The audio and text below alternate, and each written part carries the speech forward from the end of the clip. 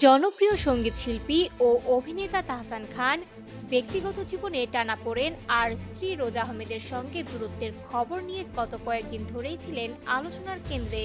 বিচ্ছেদের ঘোষণার পর কিছুটা আড়ালেই ছিলেন এই তারকা, তবে এবার ভক্তদের জন্য এলো এক চমকপ্রদ সুখবর। দীর্ঘ বিরতির পর আবারও পর্দায় ফিরছেন তাহসান, তবে নাটক কিংবা সিনেমায় নয়, ফিরছেন জনপ্রিয় টেলিভিশন গেম শো এর সঞ্চালক হিসেবে। জনপ্রিয় family game show family feud Bangladesh এর দ্বিতীয় সিজন নিয়ে ফের দর্শকের সামনে হাজির হচ্ছেন তিনি। জানা গেছে, প্রথম সিজনে তাহসানের সাবলীল উপস্থাপনা, স্মার্ট উপস্থিতি আর প্রাণবন্ত কথোপকথন দর্শকদের মন জয় করেছিল।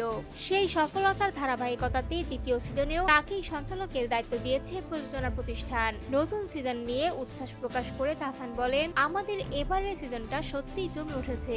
আয়োজন অনেক বড়, আর সবচেয়ে উল্লেখযোগ্য বিষয় হলো এবারের প্রশ্নগুলোর সার্ভে করা হয়েছে বাংলাদেশের 64টি জেলা থেকে। ফলে উত্তরগুলো হয়েছে আরো বাস্তব, আরো মজার আর চমকে দেওয়ার মতো।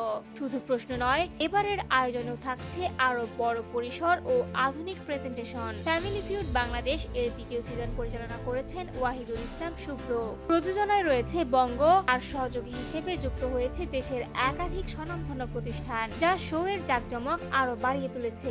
আগামী 19 জানুয়ারি থেকে প্রতি সোমবার রাত 9:30টায় এনটিভিতে প্রচারিত হবে এই জনপ্রিয় গেম শো। যারা কোনো কারণে মিস করবেন, তারা অনুষ্ঠানটির পুনঃপ্রচার দেখতে পারবেন প্রতি বুধবার দুপুর 1টায়।